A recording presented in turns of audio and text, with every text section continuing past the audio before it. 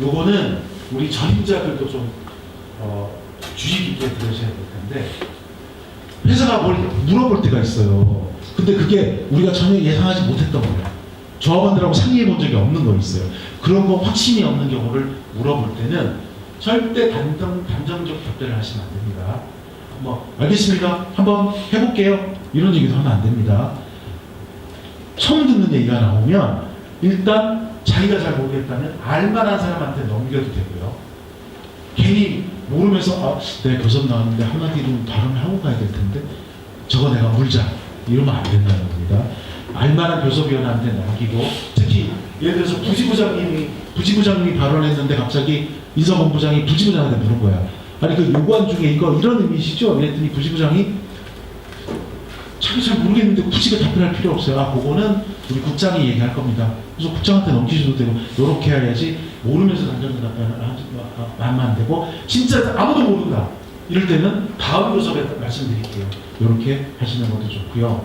그 다음에 우리가 이렇게 얘기하다가 회사가 이번에 반대로 이제 공격이야. 우리가 회사가 그거는 좀 할 수 있을 것 같은데요, 요 얘기 나오면 그 얘기는 할 수 있으시다고 말씀하셨네요. 알겠습니다, 저희 그렇게 기대하겠습니다. 그래서 이렇게 확인하고 회의록에 꼭 남는지 안 남는지 그래서 기록을 남겨둬야 나중에 그걸 갖고 물고 뜯고 할 수가 있다는 얘기입니다. 다음에 예상치 못한 제안이 나오는 거. 예를 들어서 회사가 임금을 4.7%를 올려달라고 그러고 복리후생을 4가지를 얘기했더니 회사가 임금을 한 5.5를 해드릴 테니 복리후생을 한 2개만 빼시죠? 이거 전혀 예상치 못했던 거잖아. 이때 막 회식의 미소를 지으면 안 돼. 너무 좋아서 죽으면 안 돼. 이때는 전혀 예상치 않은 게 나니까 잠깐 정리하시고 저희 교섭단계에서 상의를 좀 하고 한 30분에 다시 얘기하시죠. 이런 식으로 해서 하시는 게 좋고요. 특히 지부장님들, 여기 계신 분들 이거 괜찮은데 뭐 자기가 지부장이라고 오케이 콜 이렇게 하시면 안 됩니다. 그래서 다음에 부당한 안이 내온 경우에는, 부당한 안이 뭐냐면 노동조합이 그동안 갖고 있던 단협의 내용을 불이익하게 바꾸는 경우들이 있어요. 운영위원회 인사 명령은 노사 합의로 한다. 이걸 갑자기 협의안을 또 내린다든지, 사전에 없었는데 이런 걸 내리면 바로 거기에서 이런 미친 거 아니야? 지금 교섭을 하자는 거예요. 이게 깨자는 거지? 일단 쏘아붙이고 이렇게 바로 대응해 주실 필요가 있고요. 그 다음에 반론을 제기할 경우에는 예상되는 반론을 미리 준비를 해줘요. 왜냐면 회사가 어떻게 나올지 뻔히 우리 알잖아. 회사가 어떤 논리로 나올지. 지금 모회사에서 안 된다는데 이거 할 거잖아. 그러니까 우리가 그러면 그럴 것 같으면 모회사 사장을 데리고 오세요. 왜 나오세요 여기? 앞으로 그래서 모회사 사장 나올 거 아니면 그런 식으로 답변하지 마세요. 뭐 이렇게 한다든가. 그런 대응 논리를 우리가 개발해야 됩니다. 그 다음에 교섭위원들끼리 역할 분담을 좀 해주셔야 되고요. 그 다음에 조직적 논의를 통해서 수정 타협안을 제출할 때는 절대 즉흥적으로 그 자리에서 해서는 안 되고, 반드시 조직적 논의, 최초의 그 논의를 결정했던 단위에서 수정안을 해야 돼요. 그리고 우리 임시대의원대회 해야 돼. 근데 임시대회도 어떻게 해? 대의원대회 하려면 돈도 많이 들고 그러면 수정안 내면 안 돼. 수정안을 낼 거면 물론 그 대의원대회에서 교섭위원회에게 위임하는 경우는 있습니다. 그 경우는 어쩔 수 없지만 가급적이면, 왜냐면 힘을 받아서 가려면 최초의 요구안을 요구했던 그 단위에서 다시 수정안을 만드는 게 맞고요. 웬만하면 수정안을 만들지 마시고 초안대로 가세요. 초안대로 가시고 잠정합의에서 좀 깎일 수 있잖아. 그건 어쩔 수 없으니까. 그거는 조합원들한테 다시 찬반을 모르니까. 자, 교섭력이 조직력이라는 얘기는 수도 없이 준공이 됐으니까 조직력에서 교섭력이 나온다는 얘기는 넘어가고요. 자, 교섭보고는 소식지를 통해서 유폭, 사측이 유포하는 유언비어를 막기 위해서라도 끊임없이 교섭보고를 소식지로 계속 해야 된다는 말씀은 제가 드렸으니까 여기 넘어가고요. 선전홍보는 굉장히 중요한데 선전홍보를 많이 하시면 많이 할수록 좋은데, 회사에서 가장 싫어하는 선전이 가장 훌륭한 선전이라고 흔히 우리는 이 선전업계에서 표현하거든요. 회사가 싫어할 만한 내용들이 있어요. 뭐 싫어해요? 대주주가 있는 경우는 주주 건드리는 거 되게 싫어요. 금융주주는 금융주주 회장 건드리는 거 엄청 싫어요. 그런 거를 적절하게 우리가 이용할 수 있다. 그것이 가장 훌륭한 선전이 된다는 말씀을 좀 드리고요. 이 부분도 뭐 크게 우리가 대략 다 알만한 내용이니까 어차피 제가 우리 참석한 도시민들한테 요 교육 자료를 혹시 쓸 수도 있으니까 제가 다 보내드릴 거거든요. 제가 좀 급조는 했지만 그래서 요거는 굳이 사진 다 찍으셔도 되긴 합니다. 나중에 한번 읽어봐 주시면 좋겠고요. 이제 단체 행동으로 넘어갈게요. 이제 교섭기에는 자 우리 단체 행동은 쟁행위가 있을 때만 하는 게 아니라 요런 교섭할 때도 요 교섭기와 쟁의기 요 때만 단체 행동하는 거 맞죠? 맞아요? 그렇지. 수성님이 정확히 들으시죠. 준비기 때부터 즉 임단협을 시작하면 시작부터 끝까지 단체 행동을 다 하라고. 할 수 있으면 하라고. 안 실력이 안 되면 어쩔 수 없지만 할 수 있으면 뭐든지 하는 게 좋습니다. 조합원들이 너무 피곤해하지 않을까요? 안 그렇다니까. 그 가속이 그냥 나오지 않아요. 자 그래서 준비기로 단체 행동을 할 수 있는 아까 그건 되게 소소했었잖아요. 어떤 거였어요? 구호 외치기 뭐 또 팔목에 뭐 리본 달기 뭐 이런 거 했었잖아요. 이제 교섭기에 들어가면 좀 달라요. 이때부터는 준법 투쟁 같은 것들을 할 수 있어요. 즉 법령이나 협약이나 취업 규칙에 위배되지 않는 범위 내에서 우리가 할 수 있는 거 다 하는 거예요. 정시 출퇴근이라든지 뭐 이런 것들은 교섭에서 회사의 성실한 교섭안을 요구하기 위해서 이때 충분히 할 수 있는 겁니다. 요거는 노사관계가 나빠질 때부터 한다 아니에요. 할 수 있습니다. 그리고 시기는 교섭기에서 단체 행동을 해주는 게 아주 좋습니다. 준법투쟁과 쟁의행위의 차이는 우리 다 알고 계시죠? 쟁의행위는 법에 의해서 보장된 쟁의행위이기 때문에 준법투쟁과는 다르고 준법투쟁에는 법률에 의해서 보호받지는 못해요. 그래서 법을 위배하지 않는 범위 내에서 우리가 할 수 있는 것들을 하자는 겁니다. 근데 간혹 가다가 법 판례에 따라 다른데 투쟁조끼를 착용하는 것이 쟁의행위일까요? 준법투쟁일까요?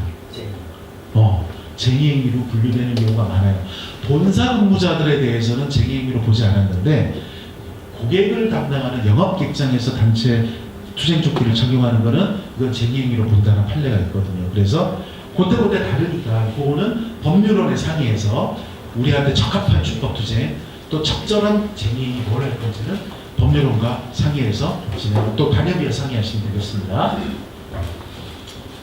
그 다음에 준법투쟁은 뭐 여기 제가 좀 해놨는데요. 정시 출퇴근, 교섭 속보, 현수막과 대자보, 출퇴근 선전적, 중식 집회, 개인 공간의 요구 필만의 상징물 달기, 리본 달기, 조끼 착용. 요건 아까 말씀드린 대로 그 고객을 직접 대면하지 않는 그런 장소에서 그 다음에 블라인드에 글 올리기, 피켓팅하는 이런 것들이 있고요. 요게 뭐냐면 MG송보에서 6시 5분에 모든 운영위원들이 달려가서 피켓을 가서 퇴근하세요! 하는 요 장면이고요.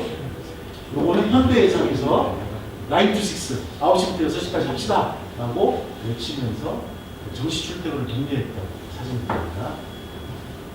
자, 이제 교섭기까지 됐는데 잘 안 됐어. 불행히도. 이제는 어쩔 수 없어요. 이제 투쟁을 할 수밖에.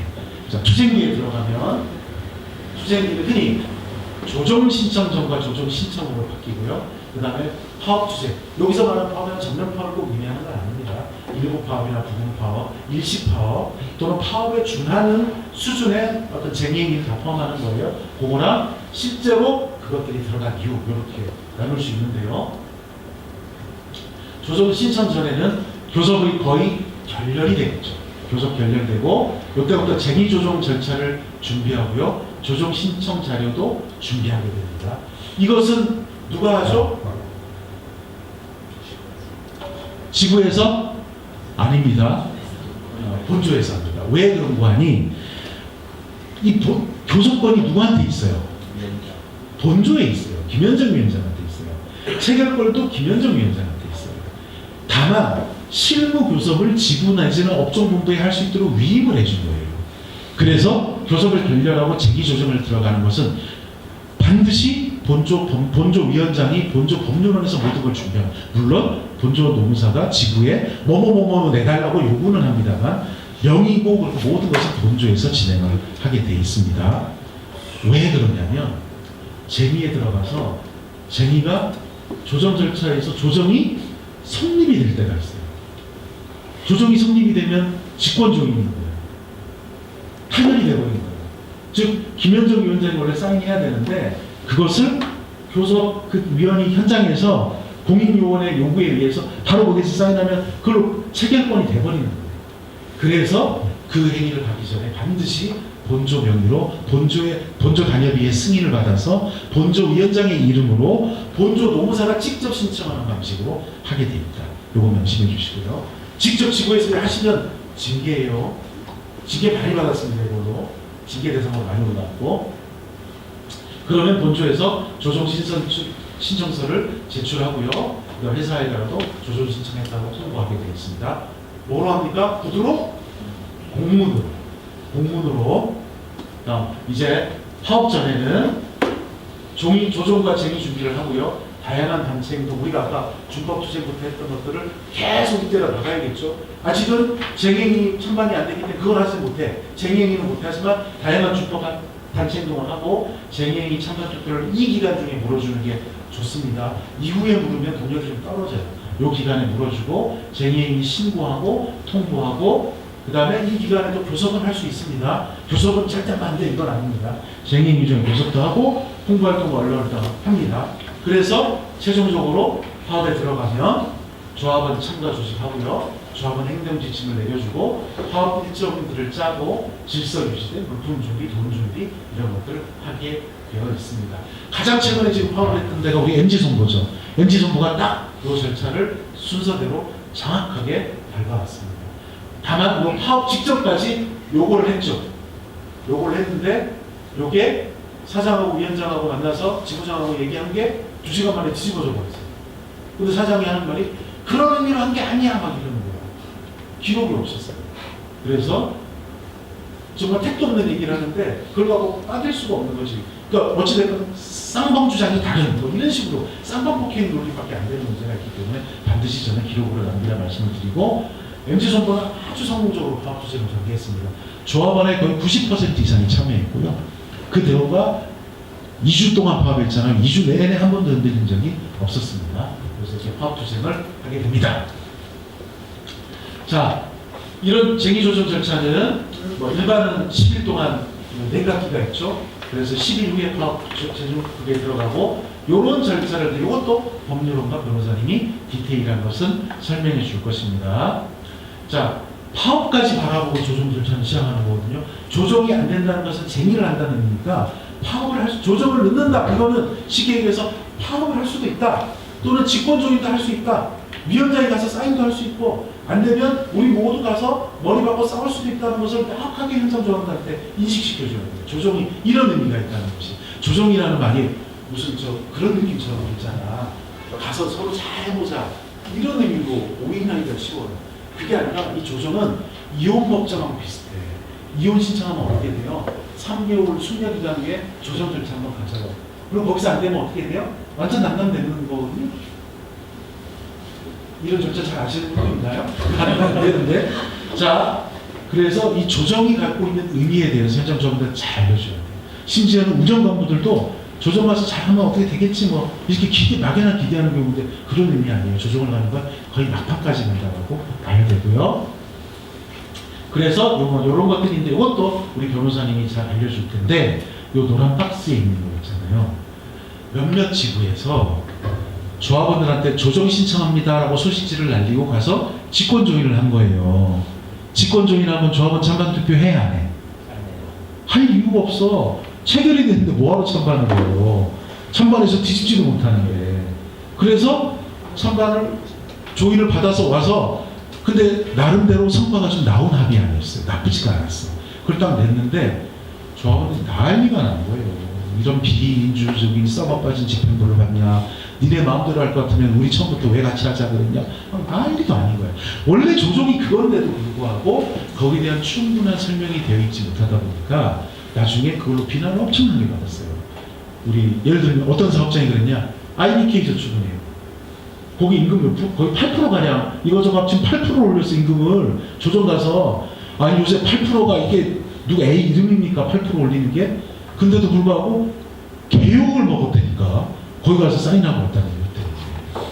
그래서 우리는 조정이 가급적이면 조정까지 안 가고 하면 좋겠지만 조정이 들어갈 경우에는 이런 내용들을 우리가 충분히 확인하고 현장 조합원들한테 이 조정 절차가 뭘 의미하고 여기서 잘 안 되면 싸워야 된다. 그런 걸 명확하게 알려줘야 돼요. 이 효과는 반대로 회사한테도 똑같이 알려주는 효과예요. 너 회사 사장님 이번에 올 때 여기서 안 되면 우리 파업도 할 수 있고 진짜 막 나갈 수 있다. 그러니까 진짜 니네 잘해라 마지막 기회다. 이것을 알려주기 위해서라도 이 쟁의 조정 절차는 조합원들과 완벽하게 소통하고 공유하고 회사에도 공문으로 충분히 보내서 이 내용이 모른다는 소리 그런 의미인 줄 몰랐는데요. 이런 얘기가 절대 안 나오게 준비해 주셨으면 하는 바람이 있습니다. 그 다음에 요거는 뭐 법률적 내용인데요. 요것도 변호사님, 우리 친절한 변호사가 잘 말씀드릴 거예요. 자, 쟁의후에 대해서 찬반 투표를 하게 되어 있습니다. 찬반 투표를 하게 되는데 조정 기간 중에 쟁의행위를 결의하는 게 좋습니다. 쟁의 조정 세종시나리가 사고 있을 때 이걸 진행하는 게 좋아요. 왜냐하면 회사가 보통은 압도적 찬성이 나오는 게 보통이니까 그걸 보면서 진짜 파업할 수도 있겠네라는 위기감을 가질 수 있도록 이 기간 중에 하는 게 되게 좋고 최대의 압박 작전입니다. 그 다음에 투표는 직접 비밀 무기명 투표로 대부분의 우리 규약에 이걸로 되어 있거든요. 이걸로 하는 게 좋아요. 이걸 우리 한 지구가 모바일로 한 적이 있었어요. 근데 모바일로 해서 무효냐 아니야. 법원의 판결을 받았더니 모바일도 이런 어떤 비밀성 유지되고 무기명성 유지되면 충분히 문제 없다 라고 했는데 회사는 그걸 문제 삼아서 소송까지 한 적이 있었거든요. 그래서 저는 우리 규약에 따라서 직접 비밀 무기명 투표가 되거나 아니면 우리 규약에 이번 대대행할 때 온라인 투표도 이런 거 할 수 있도록 좀 규약을 바꾸거나 해서 회사가 절차적인 시비를 못 걸도록 준비를 좀 해주셨으면 하는 말씀 드리고요. 나머지는 대체 보편적인 내용이라서 넘어가도록 하겠습니다. 시간이 이제 5분밖에 남지 않아서요. 조직적 연대 책임을 갖기 위해서 다 같이 결의를 하자. 운영위원들 결의 좀 하고요. 옛날에 제가 처음에 노조 들어왔을 때는 20년 전에 선배들은 그때는 그렇게 혈서를 많이 썼어요. 그때는 혈서를 많이 썼어요, 진짜. 칼로 이렇게 짜게 해가지고요. 근데 조금 찢어갖고 피가 많이 안 나. 그래서 임단투 승리할 때 이응을 하는데 한 10명이 있어야 이응이 그러지 그랬어요. 근데 또 겁나서 많이는 못했어. 조금 째가지고 짜가지고 했는데 지금은 그런 무식한 걸 하진 않지만 그래도 그 선배들이 왜 그랬을까? 임단투를 나섰을 때 전쟁터에 나서는 장수의 신념으로 회사가 우리가 당당하게 맞서고 우리의 노동의 가치를 당당하게 요구하고 주장하자. 이렇게 의미에서 했을 거예요. 그래서 우리가 그렇게는 못하더라도 전 조합원이 연대 책임을 하는 의미에서 투쟁 승리 연서명을 한다든지 아니면 대의원들이 큰 백지 대의원대에 가서나 본회장대에서 큰 백지에다가 투쟁 승리를 위한 자기 결의를 한 명도 빠짐없이 다 승리하게 걸고 그거를 쟁의 기간 중에 노조 사무실에 딱 중간에 붙여놓고 그 사진으로 밴드 타이틀도 바꾸고 그래서 자꾸 너 이거 했잖아 너 이랬잖아 막 하는 어떤 책임감을 부여할 수 있는 많은 방법들을 한번 동원하는 것도 의미가 있을 것 같습니다. MG손해보험이 이번 파업할 때 인당 과장급, 대리급, 차장급 나눠가지고 30만 원, 50만 원 이런 식으로 파업기금을 처음에 모금하고 출발을 했대요. KB손해보험은 매년 그게 전통인데요. 올해 싸우든 안 싸우든 일단 돈부터 걷어요. 무조건 걷어요. 그냥 올해 임단투입니다. 돈 내세요. 내요. 다 내. 그게 그 전통이에요. 그게. 왜냐하면 막상 싸움 덜 했는데 그때 가서 애가 학원을 이번에 두 개를 보내가지고 마음이 바뀌거든. 굳이 거기 안 가고 싶을 수도 있거든. 그래서 초심에는 다 가려고 그때 다 걷어. 그래서 돈 내면 이게 본전 생각 나잖아요. 그래서 그걸로 오게 만들고 돈 내게 만들기 위해서 선배들이 되게 훌륭한 전통을 만들어놔서 우리 김대성 지부장님은 약간 거저먹는 부분도 있어요. 일단 시작할 때 50만 원인가 60만 원인가 점점 내려올 작업을 시작해요. 그게 또 거기도 한 2,600명 되잖아요. 그러니까 돈이 꽤 커요.